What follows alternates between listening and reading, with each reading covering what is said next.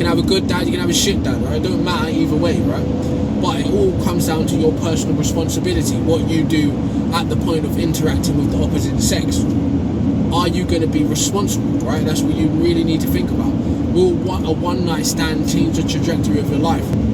Travis Mate Podcast, thank you for tuning in. I sincerely appreciate the time you spent with me on the show and all the good feedback. It helps me keep going, right? Please remember to subscribe and like and share. It helps channels like mine permeate your YouTube algorithm and the discovery page, right? Keeping real people real, freedom of speech free, and all that good stuff, right? Don't forget my main channel at CNCCMI, and don't forget to watch another video. I know I ask a lot of you in the intro, right? You probably just skip past it like I do, but if you actually do watch the intros, big up yourself, right? Thank you for your time. I do appreciate it, right? And I hope you have a good giggle every time you see me ranting and raving and rattling off lists of things that really matter to nobody, right? But it's all for a good cause, right? So thank you for your time. Today, as usual, another reaction style video. What I do in these videos is I click on a YouTube short at random. You get my initial reaction. Then I give an opinion if I have one, right? I know you think I might be a bit too opinionated, but you'd be surprised to know when the camera goes off, I don't really care about much at all. Anyway, let's go. I'm going to be aggressive because nobody wants to hear this, because what you want me to say today is actually being a single mother is totally possible. It actually isn't. It was never meant to happen for the human race, number one. Okay. Number two, the single biggest determiner of whether a mother is a good mother, what do you think it is? This is going to blow your mind when I tell you the answer. Whether they have a supportive partner. The major argument for good dads is actually, can the dad be there for mom? Because it's like a direct chain is what we see here. What you see is that if you've got a father figure, basically, who's supportive to the mother's energy goes towards the children. But the second that she doesn't have that supportive energy, she collapses, is what happens. And then the kids get starved. And we are not actually supposed to be living in a single-family household, so it's supposed to be a lot more support towards mom. That makes sense. Evolutionary. But I'm going with standard societal structure. You are a victim of a society that was never meant to work this way. Let me be aggressive because nobody wants. All right, controversy in this day, right? What do you think about that? What she just said, right? Because it's a problematic situation still. But I'm gonna give my 2 cents. If you care to hear, stick around, right? So, is she right that single mothers were never really supposed to exist? Kind of, from an evolutionary point, but if you're still thinking evolutionary, then it makes sense at this point in history where we've built society up to such a high level where it's so safe and healthcare is available and financial aid is available and all kinds of things are available. Evolutionarily speaking, if you could say that, single mothers should exist, right? Because they can indeed raise a child in the society the way it's set up without another parent. But if we're talking like early days of humankind, right? No, it would have been very hard for a single person to have a baby and be living in a cave or something like that and protect it from predators and hunt and forage, and you know what I mean? How are you going to make a baby stop crying while there's a bloody bear outside of your cave and stuff like that? So right, of course, we worked in groups, and as we worked in groups and villages, we built society off that platform of working together, right? Or patrilineal families, right? Can I say that? Patrilineal families, right? So yeah. Okay, so the absence of a father, it is an issue, right? Me personally, I believe if it's possible, all parents should work together to stay together for the sake of the child, right? But not if it's going to really destroy your life as an individual, right? And your mental health, and you end up giving the child a worse life because the two parents ain't getting together, rather than them separating and just providing the best they can, right? So there's argument for and against. Now, of course, this doesn't apply to widowed mothers, right? And mothers of children whose fathers are taken away by war, taken away by prison, you name it, right? But the actual fact of the matter is, absentee fathers are a thing, right? And they permeate our society. And to be honest, at the age I am now, when looking around at the women my age and just in the general dating pool, online dating, just interacting with women, yeah, most of them are single mothers already, right? And they're on their third and fourth kid, some of them, and they're on their fifth and sixth failed relationships, right? So it is very prominent in society, unfortunately, right? Now, there are several layers of things happening here that I frankly don't have the time to get into, right, too deeply, right? But the number one thing that would prevent too many single mothers, right, is sexual education, right? Knowing how and when it's appropriate to use contraception, so you don't bring a life into this world unnecessarily and unplanned, right? But there you have it. Most parents that are walking on the earth right now did not plan to have a child, right? Unfortunately. And for the most part, if they're lucky, the child's life comes out all right and they do well. But for the most part, they go through a lot of hardship and unnecessary preventable trials that if the parents had planned to have a child, they could have foresaw and prevented them ahead of time, right? And provided for, right? A good foundational structure for the life of a child growing into adulthood, right? So there's that. Can we honestly say that single parent children have it harder than both parent children? Yes, from a psychological point of view, and sometimes from a financial point of view, right? And even emotional support and learning what it is if they're a boy to be a man, learning what it is if they're a girl to be a woman, right? You need that influence of both parents, right? Because two halves make a whole, of course, right? But no, not everyone has that luxury, and you have to acknowledge that and accept that, right? Some people have no parents at all. Some people are in this world as orphans, right? And foster kids and all kinds of things, right? So it's nothing to take away from their lives, right? And it's one thing you have to understand: if you are in that situation where you were without a parent or without both parents, there comes a time in your life where you have to form the responsibility and take action for yourself, right? To raise yourself past the state where society or social constructs have raised you to, right? And parent yourself. Even a child of a two-parent family gets to a point in life where they must become responsible and continue their own parentage of their self, right? I know I'm not saying it in the best way, but there comes a time when you have to take on responsibility of yourself and not look to your parents or your guardian to do so, teach you and tell you right from wrong, right? That time comes in everyone's life, with or without two parents, okay? So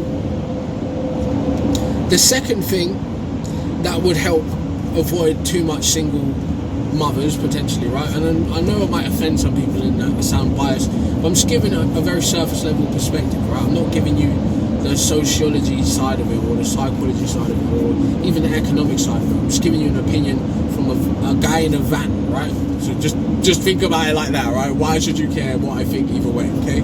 So the second thing that could prevent more baby mothers, right, without fathers or absentee fatherhoods, right, is if women vet the men that they have sexual relationships a bit better, right? Of course, you can't tell everything that is wrong with somebody on initially meeting them, or even 3 months into relationships. Sometimes people don't show their full.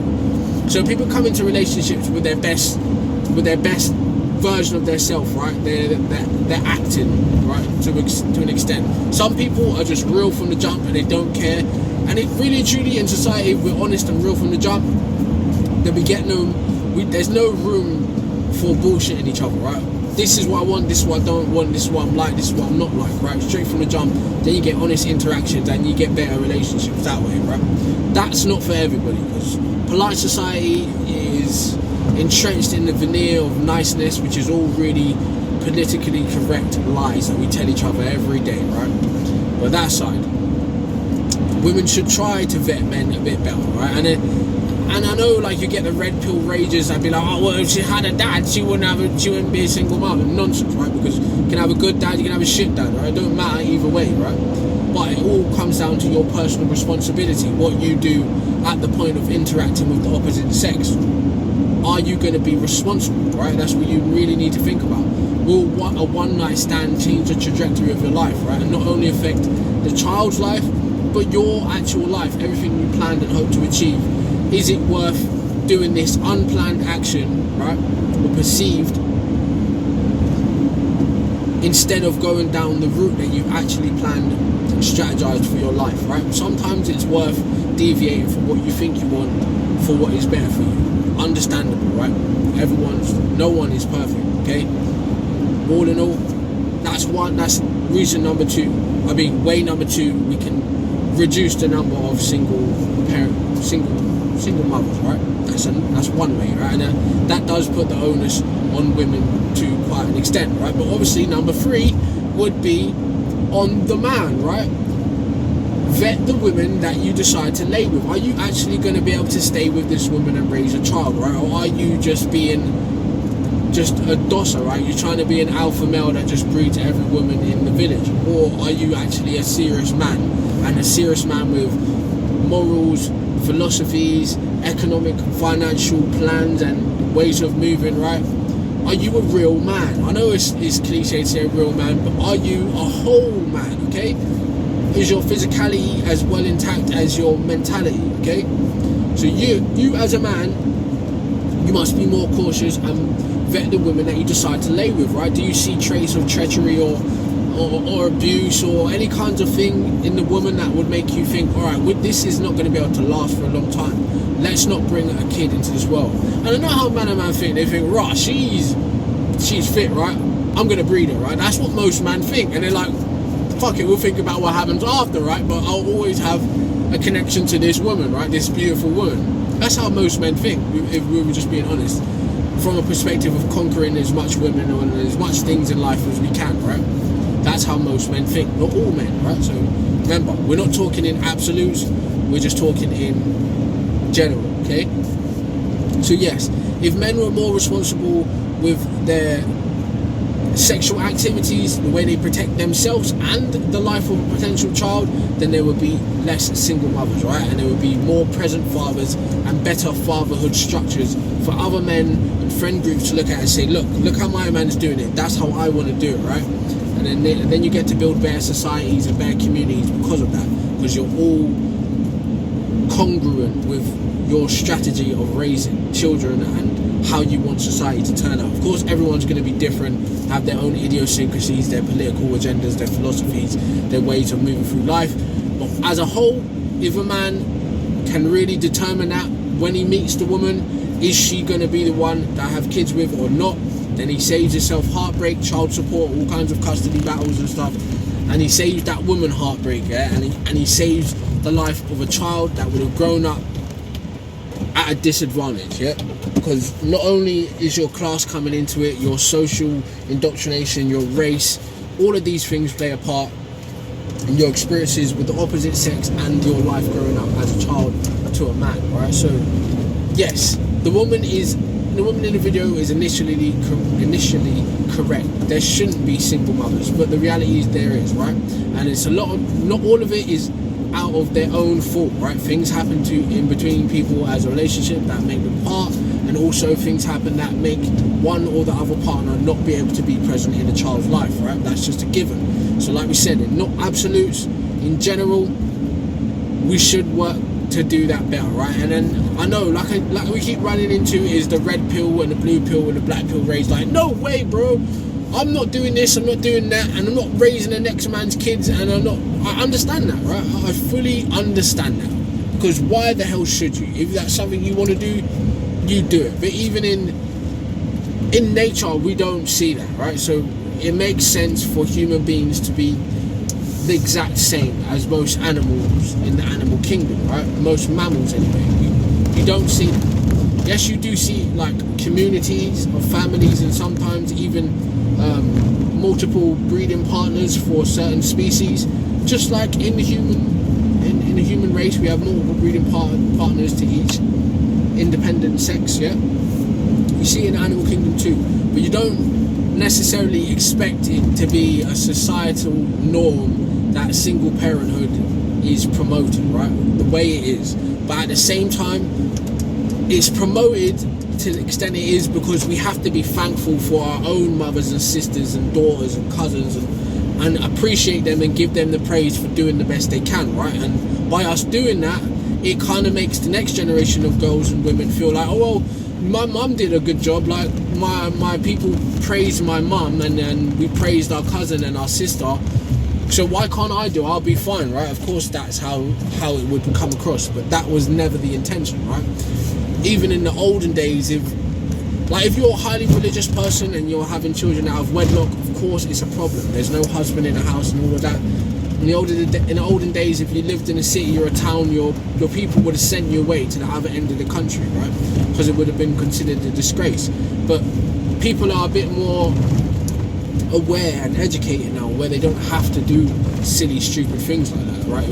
We can accept that this is what's happened and let's move on, right? But like we said in another video, another reason why there's a lot of single parent mothers is because of paternity fraud, right? A woman will have sexual relations with more than one partner at the beginning of a relationship or the tail of another, and not tell the man that she's trying to finesse into fathering a child that's not his, right?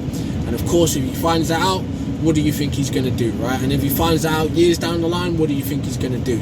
So divorce rates are high. All of these things are high for a variety of different reasons. But anyway, that's enough of my 2 cents on it. You let me know what you think. I know it's controversial. I don't want to hurt no one's feelings and dismiss anyone's plight or anyone's struggle, because it's not fair. If it's not in your hands, then it's not in your hands, right? But let me know what you think in the comments and that. Am I over-analysing? Am I under-analysing and just being too surface? Let me know what you think, right? Check out CNC CMI. My main page. There's all kinds of good stuff over there. Remember, all socials you can reach me, and you can also request stuff be talked about on the Patreon and access exclusive content, right? So thank you for your time. Drivers Mate Podcast, and we're out.